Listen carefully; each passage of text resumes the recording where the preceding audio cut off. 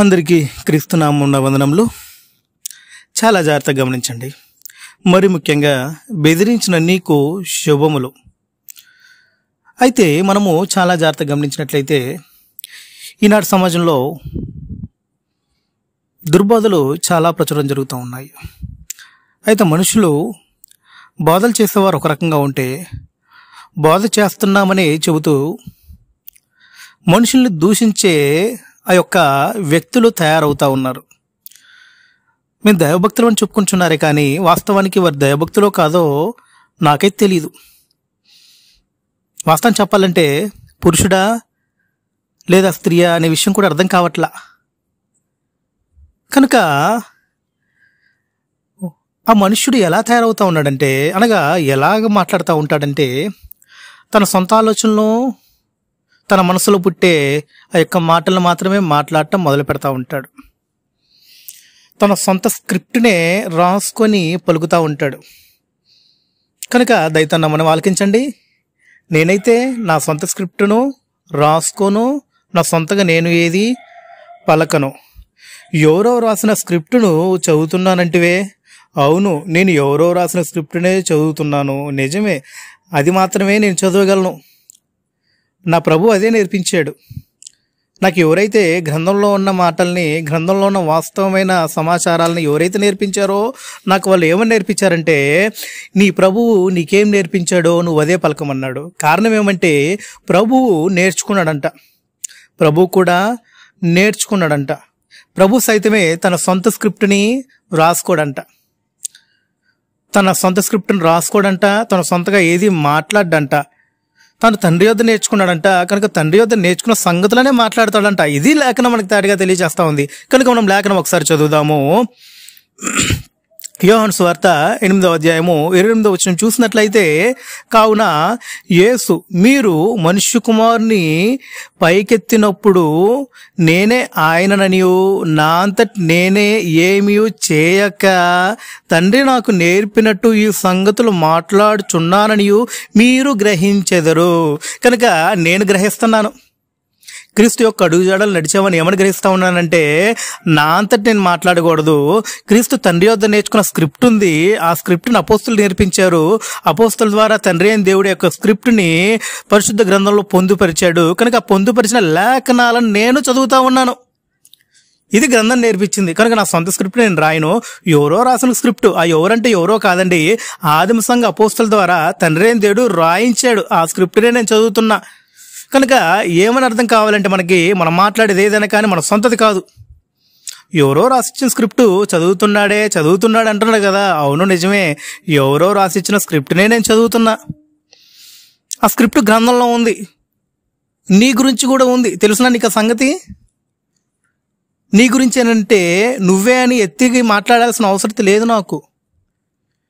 నేను ఒక ప్రశ్న వేశా, గ్రంథంలో ఉన్న ప్రశ్నే. క్రొత్త నిబంధన చట్ట ప్రకారం, శ్రద్ధగా వినండి సుమా, ఇది నేను ఎవరి గురించి మాట్లాడుతున్నానో వారికి చాలా బాగా అర్థమవుతుంది అనుకుంటా.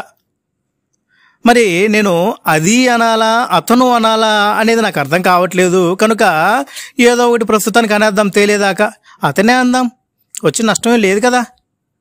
కనుక ఇది ఎవరి గురించి మాట్లాడుతున్నానో అర్థమవుతుంది అనుకుంటా. కొత్త నిబంధన చట్ట ప్రకారం నపుంసకుడు సువార్త పరిచర్య చేయొచ్చా? సువార్తికునిగా కొనసాగొచ్చా? సువార్త వాక్యాన్ని బోధించవచ్చా? ఎక్కడ ఉంది బైబిల్లో? సువార్త పని చేసిన నపుంసకులు ఎవరైనా ఉన్నారా? ఇది నేను ప్రశ్న అడిగాను. ప్రశ్న అడిగినప్పుడు ప్రశ్నకి సూటిగా సమాధానం చెప్పకుండా వీరేం చేస్తా ఉన్నారంటే, తన సొంత స్క్రిప్టులను రాసుకొని దూషించడం మొదలుపెట్టారు, తిడతం మొదలుపెట్టారు. ఓహో, వీళ్ళు నేర్చుకుంది అదే కదా, వీళ్ళు నేర్చుకుంది అదే. తన తండ్రి యొద్ద వాళ్ళు నేర్చుకున్నది అదే. తన తండ్రి తన కుమారుడికి అదే నేర్పించాడు. ఏమని నేర్పించాడు? తిట్టడం, దూషించడం. వీళ్ళన్నీ కూడా నేర్చుకొని తన సొంత స్క్రిప్టులని ముందుగానే ప్రిపేర్ చేసుకొని మనుషులని ఇలాగ మాట్లాడటం మొదలుపెట్టారు వీరు. విక్రమ్ గారు వందనాలండి. మంచి మెసేజ్ ఏదో టైప్ చేసి పెట్టారు, కమింగ్ సూన్ అని. మీ యొక్క పైచాచిక తత్వానికి, క్రూరత్వానికి ఇది నిదర్శనం. మేము బైబిల్లో నువ్వు తప్పులు చెబుతున్నావయ్యా, మీరు నమ్మేది మీరు నిజమైతే నిరూపించండి, మీరు నమ్మేది తప్పని మేము నిరూపిస్తాను మేము అడిగితే, నువ్వేదో పైశాచికంగా క్రూరంగా ఇట్టా మీ యొక్క హావభావాలను వ్యక్తపరచుకోవటం అనేది మీరు అంటున్నారే, మేము వాళ్ళు ఏదో దూషించినా మేము సానుకూలంగానే, ఇదా మీ యొక్క సానుకూలత, ఇదా మీ యొక్క విజ్ఞత? మీలాంటి వాళ్ళు తుప్పు లాంటి వాళ్ళు, బంగారానికి ఎప్పుడు తుప్పు పట్టదు. మీరు డైరెక్ట్గా పెట్టారే నపుంసకులు సువార్త చేయొచ్చు అని. నపుంసకులు సువార్త చేయొచ్చు అంటే నపుంసకుడని ఆయన మీకు చెప్పాడా? లేకపోతే మీరు వెళ్ళి ఏమైనా చూసారా వాళ్ళ ఇంట్లో? ఇది కూడా చెప్పండి చెప్పేటప్పుడు. నేను చినరాజు వాళ్ళ ఇంటికి వెళ్ళాను, ఆయన బాత్రూంలో ఉన్నప్పుడు నేను చూశాను, ఆయన ఇదే అని నాకు తెలుసు అని గట్టిగా చెప్పండి. మీరు చెప్పే సువార్త మధ్యలో ఏంటి ఏదో పెద్ద హెడ్డింగ్లు ఇచ్చే అంత మాత్రాన మీలాంటి అబద్ధ బోధకులు, క్రూరత్వం కలిగిన బోధకులు, మీదే గొప్ప అని చెప్పుకుని ఒక మెంటాలిటీ గల పిచ్చి పరిచయం లాంటి వాళ్ళు మీరు. ఇప్పుడు దాకా ఇది చూశారు కదా, తర్వాత ఇంకోటి చూడండి, అది చెప్పం, చేసి చూపిస్తాం అన్నమాట. మిమ్మల్ని అయితే వదిలే ప్రసక్తే లేదు సార్. మీరు వస్తే డిబేట్కి రావాల్సిందే. మీరు 100 పెట్టుకోండి అట్లాంటి పోస్టులు. మీరు చివరాఖరికి మీకు రాని బోధన కూడా మీరు ఎవరో దగ్గర రాపించుకొని ఎంగిలి మెతుకులకు ఆశపడి కుక్కలాగా మీరు చేస్తుంటే మేము ఊరుకు. ముందుగానే ప్రిపేర్ చేసుకొని మనుషులని ఇలాగ మాట్లాడటం మొదలు పెట్టారు వీరు. ఎందుకు? క్రొత్త నిబంధన చట్ట ప్రకారం నపుంసకుడు సువార్త ప్రకటన చేయొచ్చా అని అడిగినందుకు. గ్రంథంలో ఎవరైనా కానీ క్రొత్త నిబంధన చట్ట ప్రకారం సువార్త పరిచర్య చేసిన వారు ఎవరైనా ఉన్నారా? ఉంటే చూపిమని అడిగితే దానికి చూపించకుండా అతను నపుంసకుడు ఇతను నపుంసకుడని మరలా తిరిగి భయంకరంగా దూషించే దూషణ కార్యాలు మొదలుపెట్టాడు ఈ యొక్క వ్యక్తి. ఇంటికో నీతి. తన కొడుకు తప్పు చేస్తే తన కొడుకును ఖండించి సరిదిద్దలేనటువంటి పరిస్థితుల్లో చేత కానీ ఒక వ్యక్తి ఉన్నాడు. ఆ వ్యక్తిని ఏనాడు చెప్పలేదు వీడు నపుంసకుడని. నీకెందుకయ్యా చేత కాలేదు, నీ కొడుకు నువ్వు సరిదిద్దుకోలేకపోయావా? ఎవరి గురించి చెప్తున్నానో చాలా బాగా అర్థమవుతుంది అనుకుంటా వినేవారికి. ఎవరి గురించి? అది అనట్లేదండి నేను, మీరు చాలా జాగ్రత్తగా గమనించండి. నేను ఆమె అనట్లేదు, ఆయననే అంటున్నాను. ఆమె లేక ఆయనో నాకైతే తెలియదు, అది మీరే ఆలోచన చేసుకోవాలి. కనుక ఈ యొక్క వ్యక్తి ఏమని ఆలోచన చేస్తున్నాడనంటే, వ్యక్తిగత దూషణ అసలు నేను చేయను, వ్యక్తిగతంగా అసలు నేను మాట్లాడను, నేను ఏదైనా మాట్లాడితే సబ్జెక్ట్ పరంగా బైబిల్ వాక్యము పరంగా మాట్లాడతాను అని చక్కగా తీపి కబుర్లు చెప్పినట్టుగా మాట్లాడిన యొక్క వ్యక్తి ఇప్పుడు తిడతం మొదలుపెట్టాడు. వ్యక్తిగతంగా నేను అసలు ఎప్పుడు మాట్లాడిన వ్యక్తి అసలు వ్యక్తిగతంగా దైవజనులను ఎంతో మందిని క్రీస్తు యేసులోనికి నడిపించి స్థానిక సంఘాలను ఏర్పాటు చేసిన గొప్ప గొప్ప దైవజనులను దూషించటం మొదలుపెట్టాడండి. ఇతనో ఏమో వారికే తెలియాలి. మొదలుపెట్టాడండి. అసలు అడిగిన ప్రశ్న ఏంటి? అడిగిన ప్రశ్నకి సమాధానం చెప్పకుండా ఒక చిన్నపిల్లాన్ని, స్కూల్కి వెళ్ళే చిన్నపిల్లాన్ని పిలిచి, రే నాన్న బుజ్జి కన్నా మీ అమ్మ నాన్న పేరేంటమ్మా అన్నాడు ఒక అతను అడిగాడంట. అడిగితే అతను అమ్మన బూతులు ఇట్టాడంటండి. ఓహో, అప్పుడు ఏమర్థమైంది? ఆ పిల్లవాడు అమ్మనా బూతులు తిట్టిన తర్వాత అడిగిన అతనికి ఏమర్థమైందంటే, ఓహో ఇతనికి తల్లిదండ్రులు ఇంట్లో కూర్చొని ఆ అమ్మనా బూతులే నేర్పిస్తున్నారు, అందుకే వీడికి తిట్టాడు అని చెప్పేసి అర్థమవుతుంది అనమాట. అందుకే లోకంలో ఒక సాగుతుందే, ఎద్దు చేలో మేస్తే దూడ గట్టున మేస్తుందా అని. మరి ఈ ఎద్దుని ఏమనాలి నాకు అర్థం కావట్లా. చాలా జాగ్రత్తగా గమనించండి. మరి ఇప్పుడు ఎద్దు చేలో మేసినప్పుడు దూడ కూడా చేలోనే మేస్తుంది కదా. కనుక ఎద్దు తిట్టింది కాబట్టి దూడ కూడా తిడతాం మొదలు పెడుతుంది. నేను సామెత మాట్లాడుతున్నానండి, మనుషుల్ని ఏమట్లా సామెత మాట్లాడుతున్నాను. అలాగునే యొక్క మనుషులు ఏం చేస్తున్నారనంటే అదే నేర్పిస్తున్నారు. నువ్వు దూషించు, నిన్నెవరన్నా ప్రశ్నిస్తే నువ్వు దూషించు, అప్పుడు వారు మౌనంగా ఉంటారు, నిన్ను కదిలించరు. ప్రశ్న అడిగినప్పుడు సమాధానం చెప్పడం నేర్చుకోవాలి. తెలియకపోతే తెలియదని చెప్పాలి, లేకపోతే లేదని చెప్పాలి. అడిగిన ప్రశ్న ఏంటి మరలా జ్ఞాపకం చేస్తున్నా, మర్చిపోతారేమోనని. నపుంసకుడు క్రొత్త నిబంధన చట్ట ప్రకారం సువార్త పరిచర్య చేయొచ్చా అని ప్రశ్న గుర్తుపెట్టుకోండి ఈ యొక్క మెసేజ్ అయిపోయేదాకా. అయితే ఈ ప్రశ్న అడిగితే ఈ యొక్క వ్యక్తి ఇట్లాగా దూషించడం మొదలుపెట్టి ఏం చేస్తూ ఉన్నాడంటే దైవజనులు సైతం తిడతం మొదలుపెట్టాడండి. గొప్ప దైవజనుడు, వాస్తవానికి ఎంతోమందిని క్రీస్తులోనికి తీసుకొని వచ్చాడు. తమిళనాడులో కానివ్వండి, తెలంగాణలో కానివ్వండి, ఆంధ్రాలో కానివ్వండి, చాలా చోట్ల ఎంతోమంది సువార్థికులను తయారు చేసిన గొప్ప దైవజనుడు. అలాంటి దైవజనుని పట్టుకొని నోటికి వచ్చినట్లుగా వ్యక్తిగత దూషణ చేసిన ఈ యొక్క దౌర్భాగ్యుని ఏమని మాట్లాడాలో అర్థం కావట్లా. దేవునికి వదిలేస్తా ఉన్నా. ఏమని మాట్లాడాడో తెలుసునా? అతన్ని చాలా దారుణంగా మాట్లాడాడండి. మీరే వినండి కావాలంటే. యేసు ఆరాధన గురించి ఉన్నటువంటి పరిస్థితుల్లో ధర్మశాస్త్రం కనీసం సిలువలో కొట్టివేయబడినటువంటి విషయం అన్నటువంటి సత్యాన్ని, ధర్మశాస్త్రం సిలువలో కొట్టివేయబడిన కనీస విషయాన్ని గుర్తెరగని నరరూప రాక్షసులు, ఈనాడు నరరూప సాతానులు, నరరూప అపవాదులు. ఉదాహరణకు దేవదానం గారు స్థాపించినటువంటి ఆ అబద్ధపు క్రీస్తు సంఘం ఉంది చూడండి. బోరబండలో ఒకటి ఉంది, అదేవిధంగా పెరంబూరులో, చెన్నైలో ఒకటి ఉంది. అక్కడేమో హైదరాబాద్ లో బోరబండ, చెన్నైలో పెరంబూరు. 30 నిమిషాలు, వీళ్ళేమో 8 గంటలకు అంటారు, వాళ్ళేమో 9:30కి అంటారు. వాళ్ళ దగ్గర 9:30కి ముందే వచ్చి కూర్చుంటాడా? వీళ్ళ దగ్గర 8:30కి వచ్చి ముందు కూర్చుంటాడా?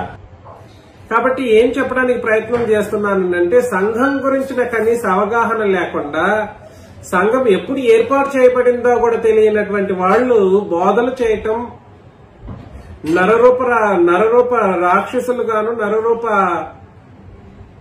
అపవాదులు గాను, సాతానులు గాను నేడు కనబడడం అనేది జరుగుతూ ఉంది. అపవాది యొక్క రూపం ఎలా ఉంటుందని అంటే, ఇలాంటి అబద్ధ బోధనలు చేసేవాడు, అపవాది ఒకటే రూపం దాల్చిన వాళ్ళుగా ఉంటారన్నమాట. ఇది కూడా ఆత్మ సంబంధమైన రూపమే.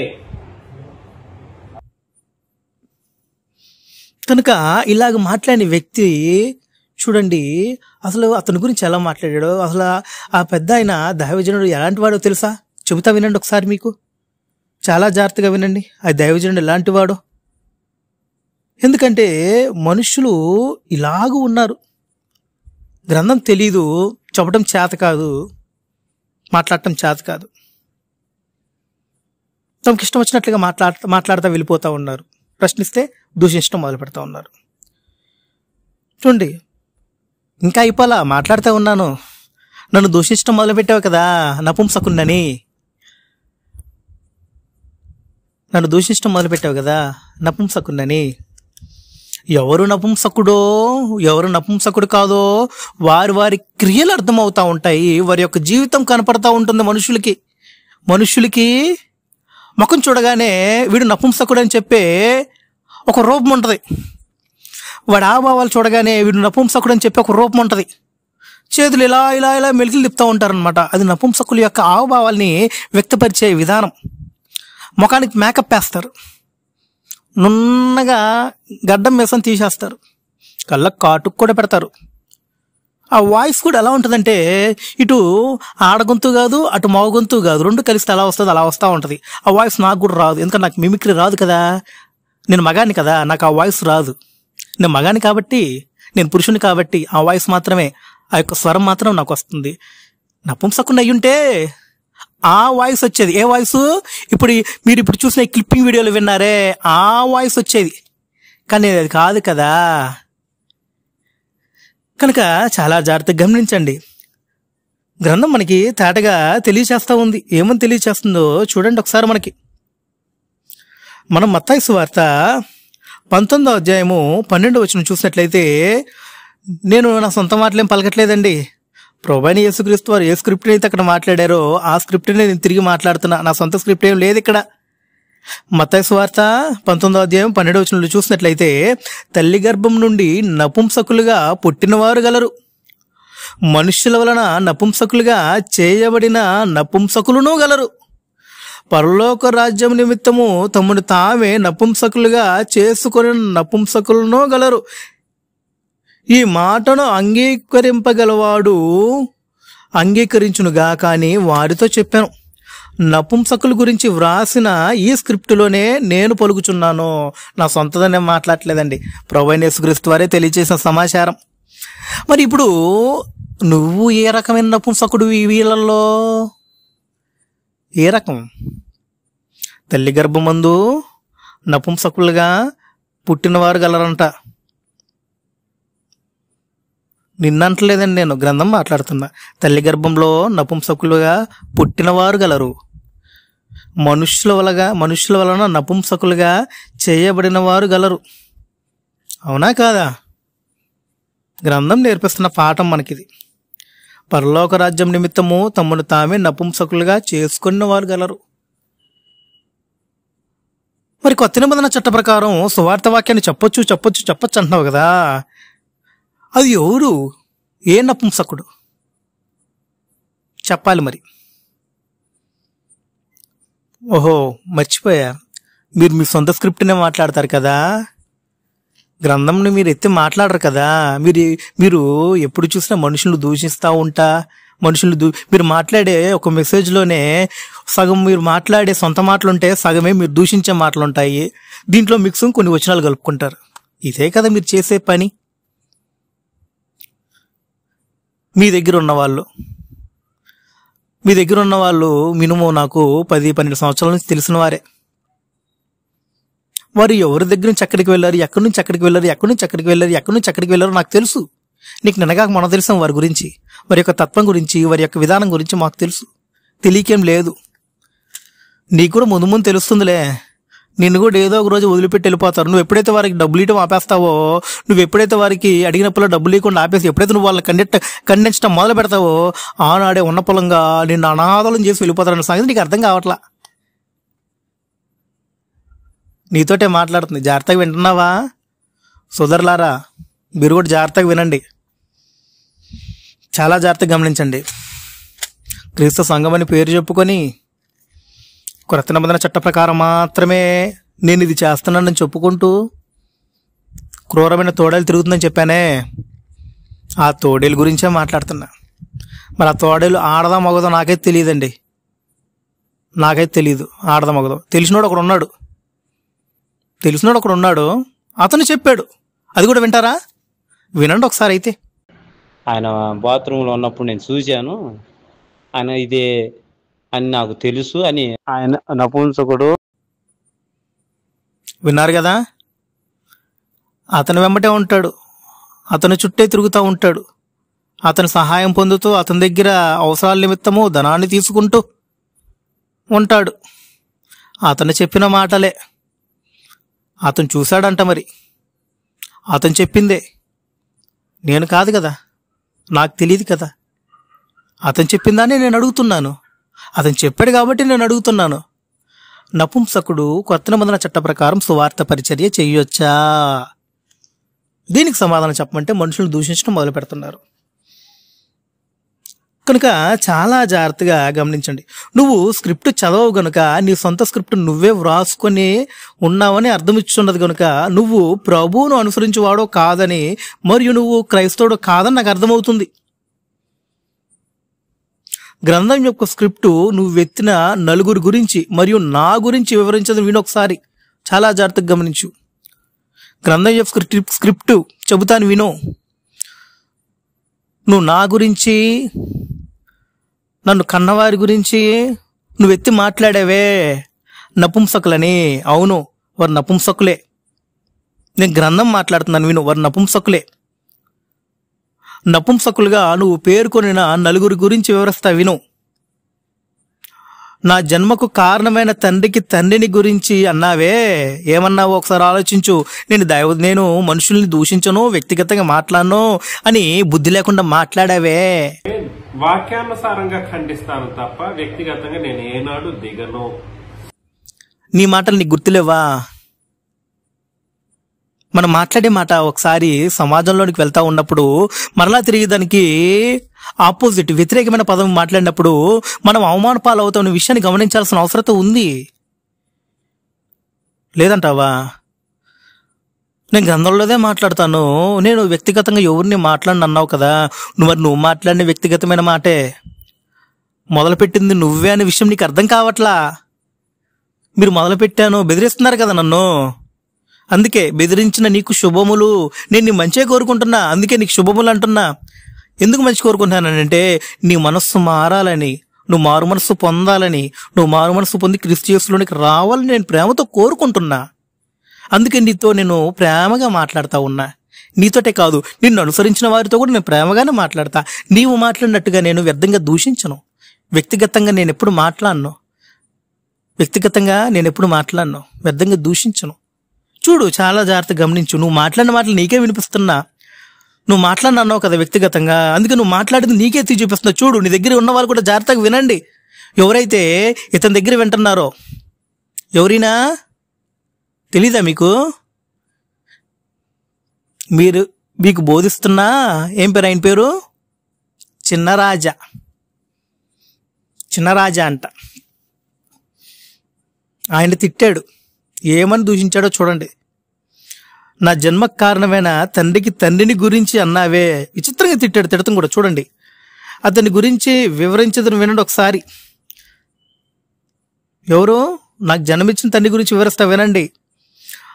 గొప్ప దైవజనుడు, అనేక మందిని క్రీస్తులోనికి తీసుకొని వచ్చాడు, అనేక చోట్ల స్థానిక సంఘాలు ఏర్పాటు చేశాడు. ఎంతో గొప్ప వ్యక్తి మనిషి. వాస్తవానికైనా గొప్ప వ్యక్తి ఏనాడో ఈ యొక్క లోకాన్ని విడిచి వెళ్ళిపోయాడు. లోకంలో లేని వ్యక్తి గురించి మాట్లాడటానికి ఇంగిత జ్ఞానమన్నా ఉండాలి, బుద్ధన్నా ఉండాలి. ఆ వాస్తవానికి మన కళ్ళ ముందు ఒక మనిషి లేనప్పుడు, వ్యక్తి లేనప్పుడు తన గురించి అసలు మాట్లాడకూడదే అనే ఒక ఇంగిత జ్ఞానమన్నా ఉంటుంది కొంతమందికి. అసలు లోకాన్ని విడిచి వెళ్ళిపోయిన వ్యక్తి గురించి మాట్లాడటానికి మనసు ఎలా వస్తుందో మరి ఇతనికి. చూడండి, ఆ గొప్ప దైవజనుడు, అతను ఏకపత్ని పురుషుడు, వివాహం చేసుకున్న మహానుభావుడు, దేవుని యొక్క సంకల్పాన్ని నెరవేర్చాడు. నరుడు ఒంటరిగా ఉండటం మంచిది కాదు చెప్పాడా దేవుడు? నేను లేఖనం మాట్లాడుతున్నా, నా సొంత స్క్రిప్ట్ కాదు ఇది, తండ్రి అయిన దేవుడు రాయించిన స్క్రిప్ట్ ఇది. నరుడు ఒంటరిగా ఉండటం మంచిది కాదు గనక నరుడికి సాటైన సహాయం కొరకు దేవుడు అవ్వని నిర్మించాడని గ్రంథం లేఖనంలో తేటగా మనకు తెలియచేస్తుంది. గ్రంథం చెప్పే స్క్రిప్టే నేను చదువుతా ఉన్నాను. కనుక ఈ గొప్ప దైవజనుడు ఏం చేశాడనంటే, తను ఒంటరిగా ఉండటం మంచిది కాదని తను వివాహం చేసుకున్నాడు. వివాహం చేసుకొని ఊరికే ఉండలా, దేవుని యొక్క సంకల్పాన్ని నెరవేర్చాడు. మీరు భూమిని నిండించండి అని చెప్పాడు కదా, మీ యొక్క ధర్మాన్ని జరిగించండి అని చెప్పాడు కదా. కనుక తన యొక్క దాంపత్య జీవితంలో సంతాన అభివృద్ధిని ఉత్పత్తి చేశాడు. దేవుని యొక్క ఆజ్ఞను నెరవేర్చాడు. వివాహం చేసుకున్నాడు, సంతానాన్ని ఉత్పత్తి చేశాడు తనలో నుంచి. అంత గొప్ప దైవజనుడు ఆయన. తన ఉద్యోగాన్ని సైతం త్యాగం చేశాడు. తన ఉద్యోగాన్ని సైతం త్యాగం చేసి సువార్త పని నిమిత్తము తన జీవితాన్ని త్యాగం చేశాడు. స్వార్థ పని నిమిత్తము తన జీవితాన్ని త్యాగం చేశాడు. అవును, నిజమే, అతను నపుంసకుడే. ప్రభు పని నిమిత్తము తన్ను తాను త్యాగం చేసుకున్న దేవుని పని కొరకు, దేవుని కొరకు తన్ను తాను నపుంసకునిగా చేసుకున్న గొప్ప దైవజనుడు. ఆ నపుంసకుడికి 3 బిడ్డలు, ఏకపత్ని పురుషుడు, 3 పిల్లలు. దేవుని కొరకు, దేవుని పని కొరకు ఇతడు త్యాగం చేసిన వాడు. దేవుని కొరకు నపుంసకుడే. గుర్తుపెట్టుకో. ఇంకొక అతన్ని ఎత్తి మాట్లాడావే, దైవజను యొక్క కుమారుణ్ణి, మరొక దైవజనుణ్ణి. అవును, అతను కూడా నపుంసకుడే, అతను ఏకపత్ని పురుషుడే. అతను కూడా నరుడు ఒంటరిగా ఉండటం మంచిది కాదని దేవుని యొక్క ఆజ్ఞ నెరవేర్చిన వాడు. వివాహం చేసుకున్నాడు, 2 కుమారులకు స్వాస్థ్యమై ఉన్నాడు. 2 కుమారులకి ఏమై ఉన్నాడు? స్వాస్థ్యమై ఉన్నాడు. దేవుని దయ వలన 2 సంతానాన్ని ఇచ్చాడు తండ్రి అయిన దేవుడు. ఎంత గొప్ప భాగ్యం! గ్రంథంలో మనం చూడగలమా? చూడగలం. ఎవరికి? ఇస్సాకుకి 2 కుమారులను ఇచ్చాడు దేవుడు. అలాగే ఇక్కడ కూడా 2 కుమారులను ఇచ్చాడు. చూడండి, అతడును నపుంసకుడే, దేవుని పని కొరకు తను తాను నపుంసకునిగా చేసుకున్నాడు. తన ఉద్యోగాన్ని సైతం వదిలేశాడు. అసిస్టెంట్ ప్రొఫెసర్ ఉద్యోగాన్ని వదిలేసి ప్రభు పని నిమిత్తము తన జీవితాన్ని త్యాగం చేసి దేవుని కొరకు తను తాను నపుంసకునిగా చేసుకుని వాడు. ఇతడును దేవుని కొరకు నపుంసకుడిగా ఉన్నవాడే. ఇతను గొప్ప దైవజనుడే. ఇతనికి 2 కుమారులు స్వాస్థ్యమై ఉన్నారు. ఇతడు ఏకపత్ని పురుషుడు. ఇది గ్రంథం చెప్తున్న విధానం. ఇంకొక అతని గురించి మాట్లాడావే, ఇంకొక అతని గురించి 15 సంవత్సరాలు భార్యకు దూరంగా ఉన్నాడు అని. అవును, 15 సంవత్సరాలు భార్యకి దూరంగా ఉన్నాడు. దేవుని పని కొరకు సువార్త పరిచర్య నిమిత్తము తన కోరికలను సైతం చంపుకొని దేవుని రాజ్య సువార్త నిమిత్తము నపుంసకుడిగా తను తాను చేసుకుని వాడు. ఇది కదా గ్రంథం నేర్పిస్తుంది మనకి. ఇది కదా లేఖనం చదివే కదా, లేఖనం చదివి వినిపించాను. గుర్తు చేయమంటారా మరలా ఇంకొకసారి? ప్రశ్న మరలా ఇంకొకసారి వేస్తా చూడండి. క్రొత్త నిబంధన చట్ట ప్రకారం నపుంసకుడు సువార్త పరిచర్య చేసినట్టుందా ఎక్కడైనా? మత్తయి సువార్త 19:12 తల్లి గర్భం నుండి నపుంసకులుగా పుట్టినవారు గలరు, మనుష్యుల వలన నపుంసకులుగా చేయబడిన వారును గలరు. పరలోక రాజ్యం నిమిత్తము తమ్ముడు తామే నపుంసకులుగా చేసుకొని నపుంసకులు గలరు. గమనించండి మిత్రులారా, గమనించండి సోదరి సోదరులారా. ఇప్పుడు నేను మాట్లాడిన యొక్క గొప్ప దైవజనులు నపుంసకులుగా ఎందుకు పిలువబడ్డారు అర్థమైందా నీకు? పరలోక రాజ్యము నిమిత్తము, పరలోక రాజ్యము నిమిత్తము నపుంసకులుగా చేయబడిన వారు ఉన్నారు. ఆ జాబితాకు సంబంధించిన వారం మేము, ఆ జాబితాకు సంబంధించిన వారం. ఇంకా పైన ఉన్నాయే ఇంకో రెండు కేటగిరీలు ఉన్నాయే. తల్లి గర్భము నుండి పుట్టిన నపుంసకులు ఉన్నారంట, మనుషుల వలన నపుంసకులుగా చేయబడిన వారు ఉన్నారంట. వీళ్ళకి పెళ్ళిళ్ళు ఉండవు, పెటాకులు ఉండవు, పిల్లలు ఉండరు, ఉండరు. వాళ్ళ కోరికల్ని, తమ సొంత కోరికలు నెరవేర్చుకున్నట్టుకు వారు అలాగే తయారవుతారు. అది మనకు నేర్పిస్తున్న పాఠం కొత్త నిబంధన చట్టం. ఇంకా అయిపోలా, ఇంకా ఉంది. 4వ వాడిని కూడా అన్నావు కదా, వస్తున్నా అక్కడికే.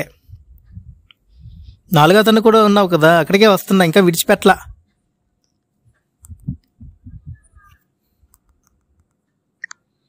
ఇంకా విడిచిపెట్టలా. 4వ వాడిని కూడా అన్నావు కదా. వివాహం ఉన్నా సంతానం లేకపోవడం దేహ సంబంధమైన నపుంసకత్వానికి అది రుజువు కాదని నువ్వు గమనించాలి నాయన. వివాహం ఉన్నను సంతానం లేకపోవటము దేహ సంబంధమైన నపుంసకత్వానికి అది రుజువు కాదని నువ్వు గమనించు. అబ్రహాము నపుంసకుడా, ఇస్సాకు నపుంసకుడా, యాకోబు నపుంసకుడా? వీరు సంతానం లేని దినములు గడిపారు కదా. అబ్రహాము, ఇస్సాకు, యాకోబు సంతానం లేని దినములు అనేక దినములు గడిపి ఉన్నారు కదా. అయినను వేరే హగరు లాంటి వారిని ఆశింపలేదు కదా ఈ యొక్క దైవజనుడు. ఒకరితోనే కాపురం చేయుచు దేవుని కొరకు తన్ను తాను నపుంసకునిగా చేసుకున్నవాడు ఇతడు కూడా. అంటున్నావే దత్తత తీసుకున్నాడని, నువ్వు అది కూడా చేయలేదు కదా. ఓహో, నువ్వు అసలైన అది కదా, అందుకని నువ్వు తీసుకోలేవు, నీ దగ్గర ఉండలేరు కూడా. కానీ ఇతని దగ్గర దత్తత తీసుకున్నా కానీ ఉన్నారనంటే ఇతను దైవజనుడు. దైవ లక్షణము, దత్తపుత్రత్వం అనేది దైవ లక్షణము. ఇది గమనించు. వాస్తవానికి మేము కూడా దత్తపుత్రులమే, ఇది తెలియని నువ్వు దేవుని పుత్రుడవు కాలేవు, ఎన్నటికీ కాలేవు కూడా. అవ్వాలంటే ముందు నువ్వు మారు మనసు పొందాలి. నీకు మారు మనసు అవసరం. కనుక ఇప్పటికైతే నువ్వు అపవాది సంతానమే అనే విషయాన్ని గమనించు. నన్ను కూడా నపుంసకుడు అంటివే, నిజమే. వీరి బాటలో అనగా క్రీస్తు ఎలాగైతే నడుచుకున్నాడో పౌలు అలా నడుచుకున్నాడంట. కనుక పౌలు అంటా ఉన్నాడు, నేను క్రీస్తుని పోలి నడుచుకుని చిన్న ప్రకారం మీరు నన్ను పోలి నడుచుకుంటూ అన్నాడు కదా.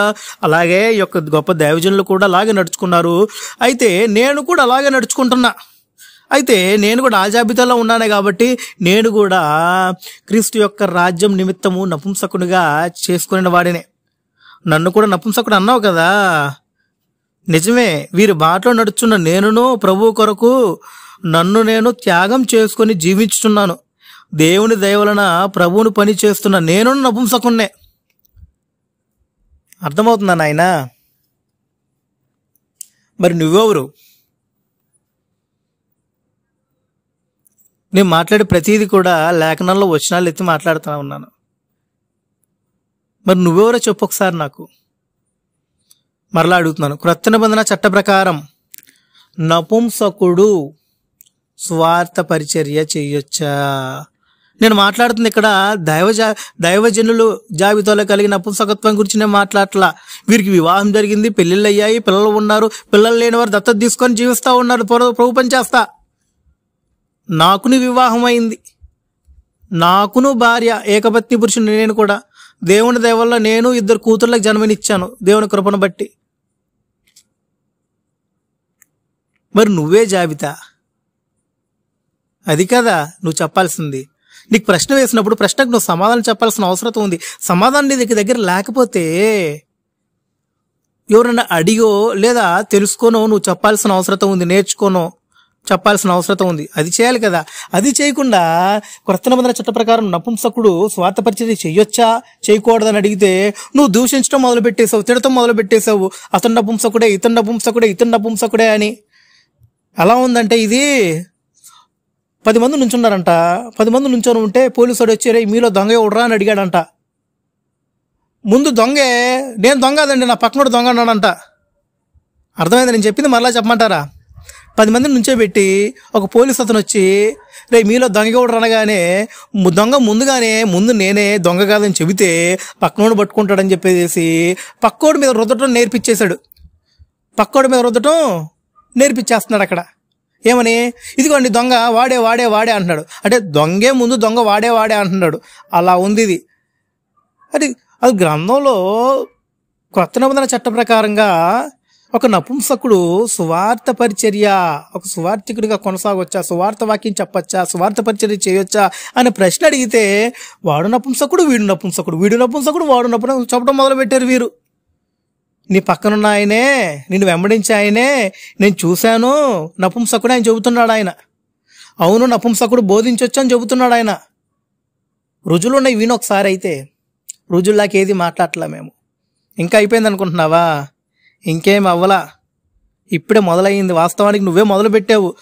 మీరేమనుకుంటున్నారంటే మేము మొదలు పెట్టావు నువ్వు అనుకుంటున్నావు, నేను మొదలు పెట్టినా నువ్వు అనుకుంటున్నావు. నేను కాదు, వాస్తవానికి ముందు మొదలుపెట్టిందే నువ్వు. అయితే ముందు దీనికి సమాధానం చెప్పు. డిబేట్కి రా అంటున్నావు కదా, ముందు దీనికి సమాధానం చెప్పు. కొత్త నిబంధన చట్ట ప్రకారం నపుంసకుడు స్వార్థ పరిచర్య చేసినట్టు ఎక్కడుంది? చేసిన వాళ్ళు ఎవరైనా ఉన్నారా? ఉంటే చూపించు, మాకు ఉంటే చూపించు. ఇతను నపుంసకుడు, ఇతను స్వార్థ పరిచర్య చేస్తున్నాడు చూడండి అని ఉండాలి అక్కడ. అప్పుడు మేము అది నమ్ముతాం.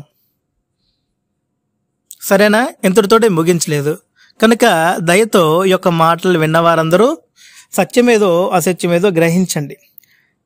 మీరు చూసిన క్లిప్పింగ్లు కూడా చూశారు కదా. ఎవరైతే నేను దూషించనని మాట్లాడాడో ఆయనే దూషించాడు అనుకుంటూ పాత నిబంధనకు విరుద్ధంగా బోధిస్తూ నిబంధనకు విరుద్ధంగా కార్యక్రమాలు జరిగిస్తూ మేము కూడా క్రీస్తు సంఘమైన కార్నర్లు ఎగరేసేటువంటి పరిస్థితుల్లో చేసేటువంటి బోధలు ఆ బోధలను విన్న విశ్వాసులు, అది విశ్వాసులు కాదు అవిశ్వాసులు, వీళ్ళందరూ కూడా సరే నరకప్రాయమై ఉన్నారు, నరకప్రాయులై ఉన్నారు అన్నటువంటి విషయం మనం కొత్త నిబంధనలు పరిశీలన చేసినప్పుడు మనకు అర్థం అవ్వగలదు. దైవజనులను దూషించాడు, అనరాని మాట్లాడినాడు. ఇలాగా ద్వంద్వ వైఖరి కలిగి సర్పం లాంటి నాలుకలు కలిగిన మాటలతోటి ఎలాగ మాట్లాడారో మీరే చూశారు కదా. కనుక ఎంతో మంది ఆయన వెంబడిస్తున్నారంట. మరి ఇంకో మాట అన్నాడు, ఆయన సంఘాలు ఆయనే కట్టాడంట, ఆయన సంఘాలంట, మరి సంఘాలు ఆయనే అంట. నా సంఘం అని చెప్పుకుంటున్నాడు ఆయన. ఒకటి నాకు సంఘం లేదు, నేను ఒకనే తిరుగుతున్నా. నీకు ఎవడు చెప్పాడు? ఆ మాటకైనా రుజువు ఉందా నీకు? మీ విలేజ్ లో, మీ ఊర్లోనే, ఆ బాపట్లలోనే సంఘం నడిపిస్తున్నా ఉన్నారు సహోదరులు. నీకు నేర్పాడే అబద్ధ బోధల్ని ఆ ఊర్లలో అన్నిట్లో ఉన్నాయి సంఘాలు. నేను నా వెనకాల ఉన్నటువంటి సంఘాలు, క్రొత్త నిబంధన మాత్రమే భక్తిగా జరిగిస్తున్నటువంటి సంఘాలు. ఆఖరికి తమిళ సంఘాల్లో కూడా సరే, తమిళనాడులో కూడా సరే సంఘం ఉంది, కర్ణాటకలో కూడా సంఘం ఉంది. ఓహో, మాకైతే సంఘాలు ఇవ్వండి. సంఘం క్రీస్తుది. క్రీస్తు ప్రభు యొక్క సంఘంలో సంఘమని శరీరంలో అవయవంగా మేము అతకబడి ఉన్నాం. సంఘం క్రీస్తుది. తన రక్తమిచ్చి సంపాదించాడు ఆయన, అది ఆయనది మాత్రమే. శ్రద్ధగా విన్నా మీ అందరికీ వందనాలు. మరీ ముఖ్యంగా నన్ను బెదిరిస్తా ఉన్నారు, బెదిరించిన వారికి కూడా వందనాలు. వీటి యొక్క పని ఏమిటంటే మనుషుల యొక్క మర్మావయవాలను పరిశీలన చేసుకుంటూ బ్రతకడమే అని నాకు అర్థమవుతుంది. నన్ను దూషించిన వారికి కూడా వందనాలు. దేవుని దయ వలన మీ కొరకు ప్రార్థన చేస్తూ ఉన్నాం. మీ మనస్సు మారాలని, మీరు బోధించి మీ యొక్క దుర్బోధల్లో నుంచి బయటికి వచ్చి సత్యవాక్యాన్ని అనుసరించాలని క్రీస్తు ప్రభు పేరట ప్రేమతోటి మీకు వందనాలు తెలియచేస్తా ఉన్నాను.